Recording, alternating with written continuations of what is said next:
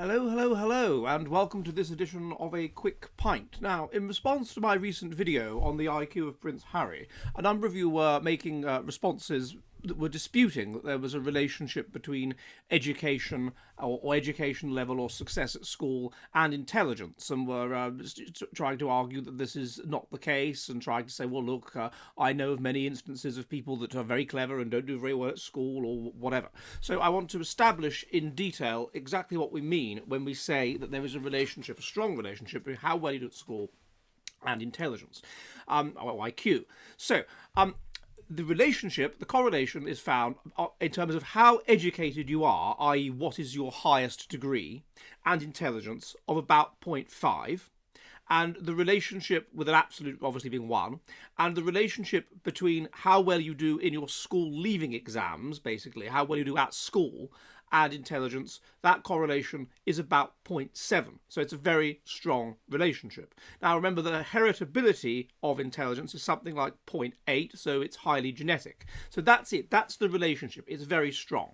Now, what you're always going to get outliers. You're always going to get people that don't fit in to this relationship for various reasons. So let's look at the reasons why a person could be highly intelligent and not do well in education, or could be not that intelligent and could do well in education. Well, the first factor is simply personality. So obviously intelligence is not the only issue that predicts doing well in education. The other is your personality. This is about 0.5 genetic, and in particular the personality trait conscientiousness. Conscientiousness relates to rule following, it relates to impulse control and whatever. People that are conscientious are diligent, they are hard-working. People that are low in conscientious are impulsive, they give up easily, and they're lazy.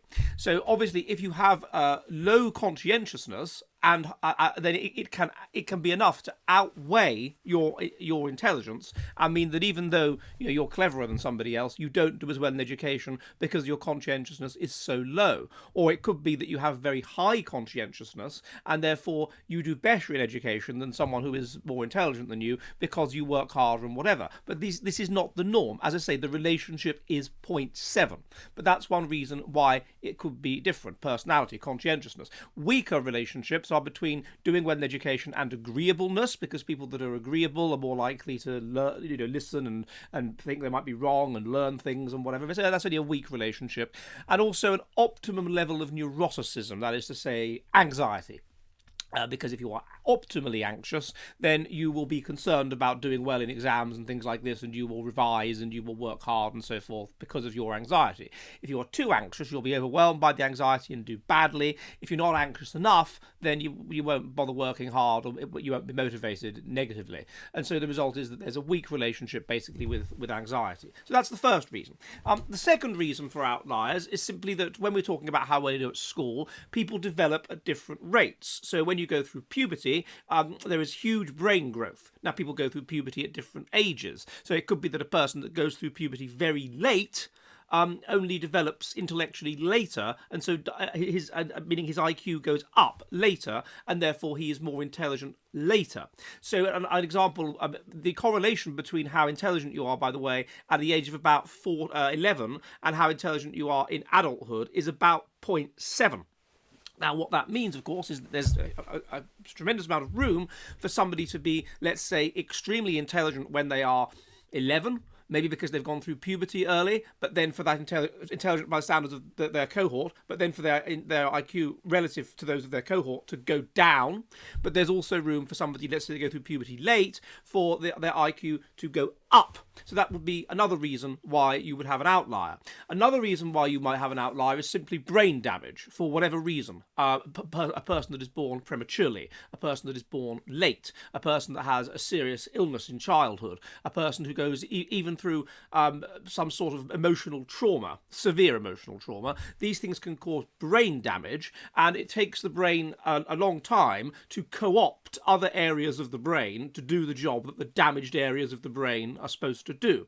The result of that is that such a person might be a late developer. They might not be that intelligent as a child, as the brain is mending itself, but then their intelligence might flourish later when the brain has managed to properly mend itself, and so therefore their intelligence relative to those of their own cohort starts to go up. Another issue, of course, is just trauma, which causes you not to be able to think straight and whatever during childhood. I mean, if you want to ensure that your child does badly in his school exams despite being highly intelligent, there's all kinds of things you can do to traumatize him. You can physically abuse him, you can get divorced. That'll be a big one. If you really, really want to ensure your child is traumatized and does badly at school, get divorced. And if you want to make it even worse, then give him a step parent, and particularly a stepfather, which increases massively the odds of him being physically abused and killed. So these are all going to be factors which mean that you're going to get outliers, the late development of intelligence. And then another factor is simply the kind of environment that you're in. So if you're in about 20% of the differences in intelligence are to do with environment, and in particular an intellectually stimulating environment. So if you're a highly intelligent person innately, but you have, for whatever genetic unusual reasons or adoption or whatever, you have basically quite stupid parents, or you're at quite a bad school or whatever, then you will be intellectually retarded. And as you start to reach about the age of 18 and you start to create an environment that is consistent with your own innate intelligence rather than an environment that is consistent with the intelligence of your parents or your peers or your school or whatever, then your IQ might rise. Of course, the opposite can happen. You might have a person who's innately not very intelligent, but he's pushed to his phenotypic maximum by very intelligent parents or a very good school. And then once he reaches about 18, he will start to control his own environment. He'll create an environment that is consistent with his own low innate intelligence, and his IQ will start to go down. So either can occur. So that would be yet another reason why a person would be an intellectual late developer, and why their IQ, as measured, let's say, at 30, would not be in line with how well they do at school. And that's why when we talk about the heritability of intelligence at 0.8, it's 0.8 in adulthood. It's not very poorly 0.2 heritable or whatever in childhood, because it's not the person that's creating their own environment consistent with their own intelligence, it's their family or whatever it happens to be. But so there's all kinds of reasons why, and also, I mean, there's just luck. I mean, there's always being stressed on the day of the exam, being ill on the day of the exam, an unlucky question. There's all kinds of factors like that. But in general, we're talking about a 0.7 correlation. This is substantial. This is robust. A person's GCSE results or their A-level results are, particularly GCSEs, because that's a broad range of subjects, it's not just the ones they're interested in, are going to be a good indicator of how intelligent they are throughout their lives. And I will see you all soon, and goodbye!